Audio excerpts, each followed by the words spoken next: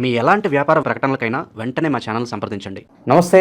ఈరోజు మన స్టూడియోలో ప్రముఖ ఆధ్యాత్మికవేత్త ఆస్ట్రోన్యూమరాలజిస్ట్ శ్రీమతి జయప్రద గారు ఉన్నారు. సో మేడంతో మాట్లాడతాం. నమస్కారం మేడం. నమస్తే అమ్మా. శ్రీమాత్రే నమః. సో ఆగస్టు మాసం, శ్రావణ మాసం, కుంభరాశి వారి పరిస్థితి ఎలా ఉండబోతుంది, ఎలాంటి పరిస్థితులు వీళ్ళకి ఎదురయ్యే అవకాశాలు కనిపిస్తున్నాయి, ఓవరాల్గా ఎలాంటి జాగ్రత్తలు తీసుకుంటే బాగుంటుంది అంటారు? తప్పకుండా అన్న. కుంభరాశి అనగానే ఏంటంటే అది నిండి కుండ లాంటిది జీవితం. ఆ కుండలో నీళ్ళు ఉన్నాయో లేదా నీళ్ళు లేకపోయినా అది తెలియదు మనకి. కుండలా నిండు కనిపిస్తుంది. సో ఈ రాశి వాళ్ళకి ఎప్పుడు ఏదో ఒక గ్రహం వచ్చి వీళ్ళకి కాపాడేస్తుంటుంది. అందుకే అంటే చాలా వరకు ఈ కుంభరాశి వాళ్ళు 99% బాగానే ఉంటారు. ఏదో 1-2% తప్ప అయితే 99% బాగానే ఉంటారు. ఏ కష్టం వచ్చినా తట్టుకునే కెపాసిటీ ఉంటుంది వీళ్ళకి. దాన్ని ఎలా ఒకలాగా ఏదో పరిహారం చేసేసుకుందాం అనుకుంటారు, చేసుకుంటూ వెళ్తారు. ఎక్కువ ఏంటంటే ఆత్మస్థైర్యం ఎక్కువ ఉన్నవాళ్ళు వీళ్ళు చెప్పాలంటే. ఈ ఆత్మస్థైర్యం ఉన్న వాళ్ళు ఏంటంటే ఏ పనైనా జరిగిపోతుంది వీళ్ళకి. కానీ వీళ్ళకు ఉండే మెయిన్ ఏంటంటే ఈ మాసంలో జాతకరీత్యా వీళ్ళకు ఉండే దోషాలు ఏంటంటే రాహు కుంభరాశి ఉండడం, శని వక్రించి మళ్ళీ రాహుని చూస్తున్నట్టు. అంటే ఇక శని రాహులు ఇక్కడ మళ్ళీ వీళ్ళకి అష్టమ స్థానం, సప్తమ స్థానం ఈ రెండు కుజుడు కేతువు ఈ కాంబినేషన్ కాస్త వీళ్ళని ఇబ్బంది పెడుతుంది. ఎటువంటి ఇబ్బంది పెడుతుంది అంటే మానసికంగా, శారీరకంగా. మానసికంగా ఎటువంటి కష్టాలు ఉంటాయంటే ఆ పని అవుతుంది ఖచ్చితంగా, కానీ అయ్యే వరకు టెన్షన్ పడుతుంది అనమాట. మామూలుగా అయితే జనరల్గా టెన్షన్ తీసుకోరు, కానీ ఇప్పుడు ఈ రోజుల్లో వీళ్ళకి ఈ మాసం అంతా ఏంటంటే టెన్షన్ కొంచెం ఎక్కువగా పెట్టిస్తుంది. టెన్షన్ వచ్చిన తర్వాత ఆ టెన్షన్ పడి దేవుడా అని గట్టిగా పట్టుకుంటే ఆ పని అవుతుంది. ఇది ఈ కుంభరాశి వాళ్ళకి ఈ మాసంలో ఉండే. ఎందుకంటే వీళ్ళకి పంచమ స్థానంలో శుభగ్రహాలైన గురువు, శుక్రుడు కలిసి ఉన్నారు. ఎప్పుడైతే గురుబలం ఉంటుందో ఖచ్చితంగా లాక్కుని వెళ్తారు.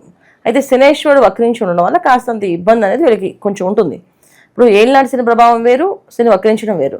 అది కౌంటే అవ్వదు అనుకున్నా అక్కడ రాహు ఉన్నాడు కనుక శని వక్రించినప్పుడు రాహు ఆ ఫలితాలు ఇస్తాడు.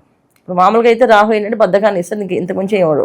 కానీ వీళ్ళకి 2 రకాలైన ఇబ్బందులు. రెండోది ఏంటంటే ద్వితీయ స్థానం వీళ్ళకి నేత్రస్థానం, ధనస్థానం అంటాం. సో డబ్బులు చాలా టైట్ అవుతాయి. వస్తాయి అని చెప్పి కనిపిస్తుంది. ఇప్పుడు బ్యాంక్ లోన్ శాంక్షన్ అవుతుంది కానీ ఆ టైంకి రాదు. అది అయినట్టు వీళ్ళకి మెసేజ్ వస్తుంది కానీ అకౌంట్లో పడవ డబ్బులు.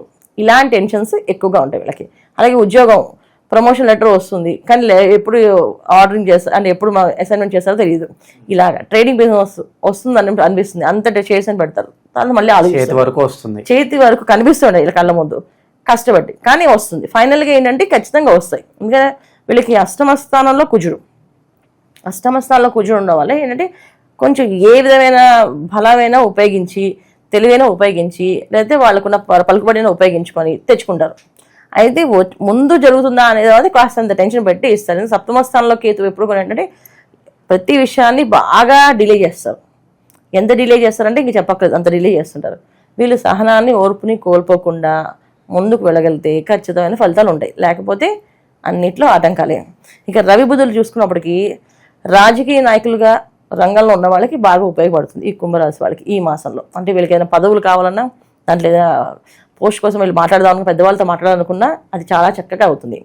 రవి బుధులు ఇద్దరు అనుకూలిస్తున్నారు కనుక తెలివి చాలా బాగా ఉపయోగపడుతుంది. ఏ విషయం ఆలోచించినా ఆ ఆలోచనని వీళ్ళు ఆచరణలో పెడితే పని అవుతుంది.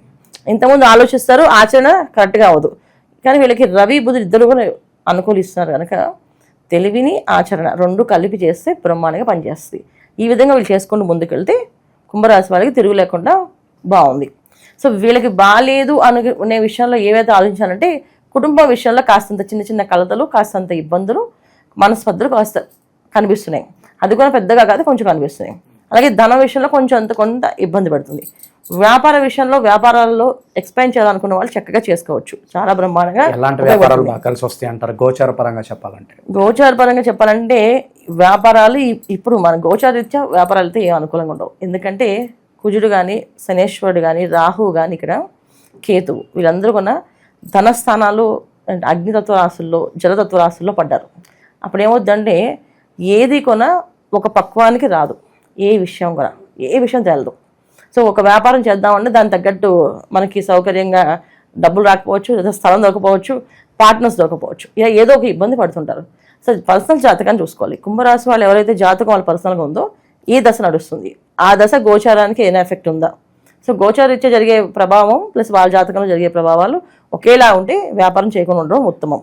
లేదు వాళ్ళ జాతకంలో బ్రహ్మాండంగా ఉంది అంటే గోచారీత్యా ఎలా ఉన్నా ఇది కాస్త 50% తీసుకుంటాం కనుక మొత్తం తీసుకోం. సో వాళ్ళ జాతకంలో బాగుంది అంటే వ్యాపారం చేసుకోవచ్చు. ఏ వ్యాపారమైనా చేయగలుగుతారు. ఎందుకంటే క్యాపబిలిటీ వీళ్ళకి ఎలా అంటే కింద పడిన మాదే పైచే అనుకునే తత్వం. అంటే ఓడిపోయినా మేము గెలుస్తాము, ఇవాళ ఓడిపోతే మాకు తెలిసింది ఎలా ఆడాలో, నెక్స్ట్ టైం మేము మళ్ళీ బ్రహ్మాండంగా ఆడతాం అనుకోవడం తప్ప నిరుత్సాహపడిపోవడం, మా వల్ల కాదు అనుకోవడం, వెంటనే వెళ్ళిపోవడం అనే లక్షణమే వీళ్ళకి ఉండదు. ఖచ్చితంగా వీళ్ళు ముందుకు వెళ్తుంటారు. అయితే వ్యాపారాల విషయం వచ్చినప్పటికీ పెట్టుబడితో సంబంధించింది కనుక కాస్త ఆచితూచి వేయడం మంచి విషయం. ఎందుకంటే ధనం అనేది నిలబడదు చేతిలో. ఇప్పుడు ధనస్థానంలో శనేశ్వరుడు వక్రించి ఉన్నాడు, వీళ్ళు రాశిలో రాహు ఉన్నాడు. దానివల్ల ఏంటంటే ఏదో ఒక మాయ ఇది అయిపోతుందని అనుకోవడం తప్ప అది అక్కడ జరగదు. అయిపోతుందని అనుకోవడమే కానీ అవ్వదు. ఇది అన్నిటికంటే ముఖ్యంగా ఏంటంటే వివాహ విషయంలో వివాహాలు చేసుకునే వాళ్ళు కాస్త జాగ్రత్తగా 1-10 సార్లు ఆలోచించి చేసుకోవాలి. ఎందుకంటే వివాహం విషయంలో కాస్తంత ఇబ్బంది పడే అవకాశం ఉంది, కాస్తంత నష్టపోయే అవకాశం ఉంది. సో వివాహ ప్రయత్నాల్లో ఉన్నవాళ్ళు, వివాహం చేద్దాం అనుకునే వాళ్ళు కొంచెం ఆలోచించి చేయండి అంతే. నిరుద్యోగులు ఏదైనా శుభవార్త ఎక్స్పెక్ట్ చేయొచ్చు అంటారు ఈ మాసం?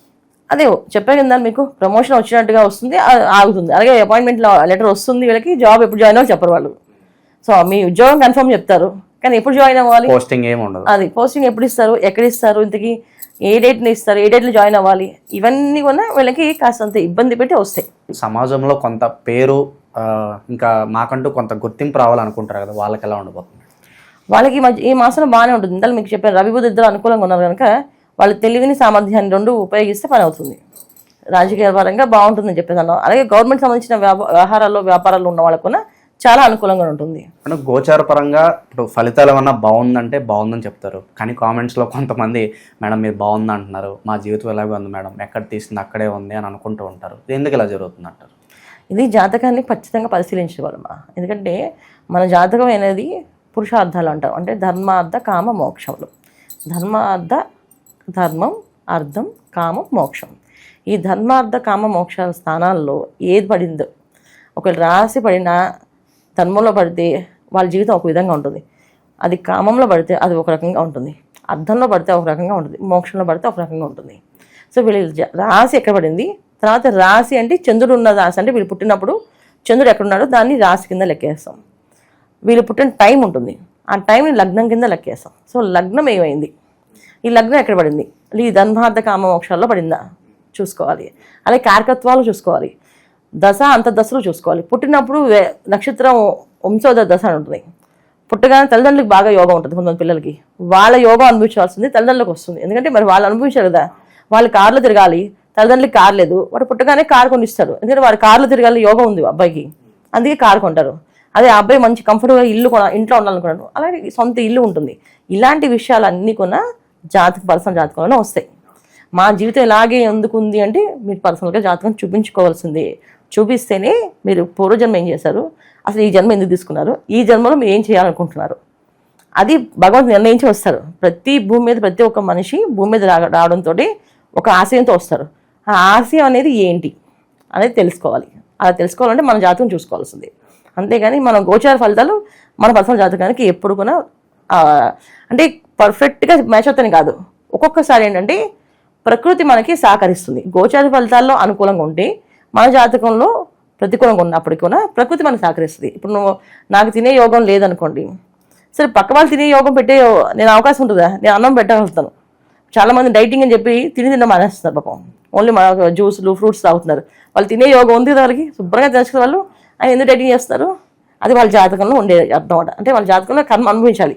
ఇన్ని రోజులే బియ్యం గింజలు తినాలని రాసింది, అన్ని రోజులు బియ్యం తినేస్తే ఆపేస్తారు, మిగతా ఆహారాలు తింటుంటారు. ఇలా ప్రతిదీ కూడా మన జీవితాన్ని జాతకాన్ని ముడివేసుకుని చూసుకుంటూ ఉంటే రైట్ అండ్ రాంగ్ తెలుస్తుంటుంది ఎప్పుడు కూడా. ఓవరాల్గా ఈ శ్రావణ మాసంలో ఎలాంటి పరిహారాలు తీసుకుంటే బాగుంటుంది అంటారు ఈ రాశి వాళ్ళు? వీళ్ళు ఎక్కువ సుబ్రహ్మణ్య స్వామి ఆరాధన, ప్రతి మంగళవారం సుబ్రహ్మణ్య స్వామి ఆరాధన చేయడం, సుబ్రహ్మణ్య స్వామి గుడికి వెళ్ళడం, ప్రదక్షిణాలు చేయడం, అక్కడ సుబ్రహ్మణ్య స్వామికి పాలాభిషేకం చేయించుకోవడం, ముద్ద కర్పూరాన్ని దానంగా ఇవ్వడం. అంటే ముద్ద కర్పూరం 90 గ్రాములు కొని స్వామివారికి సమర్పించడం, అక్కడ అర్చన చేయించడం. ప్రతి మంగళవారం క్రమం తప్పకుండా ప్రతి మంగళవారం సుబ్రహ్మణ్య స్వామి ఆరాధన, సర్వణ భవాని మంత్రం అని అనుకోవడం, అయితే సుబ్రహ్మణ్యాయన మహా అనుకోవడం, ఇది చదువుకుంటూ ప్రదక్షిణాలు చేయడం కానీ చాలా చాలా విశేష ఫలితాలు. వీళ్ళకి ముఖ్యంగా ఏంటంటే ఏ పని చేయాలన్నా కాస్త ఆటంకాలు ఉంటాయి కనుక పొద్దున్నే లేవగానే కాస్త గణపతి స్మరించుకొని ప్రారంభం చేస్తే అన్ని పనులు అవుతాయి. ఓకే, ఓవరాల్గా ఈ శ్రావణ మాసం ఈ రాశి వాళ్ళు ఏ విధంగా చేసుకుంటే బాగుంటుంది అనేది అద్భుతంగా వివరించారు. ధన్యవాదాలు. నమస్తే అమ్మా. శ్రీమంత్రి నమః.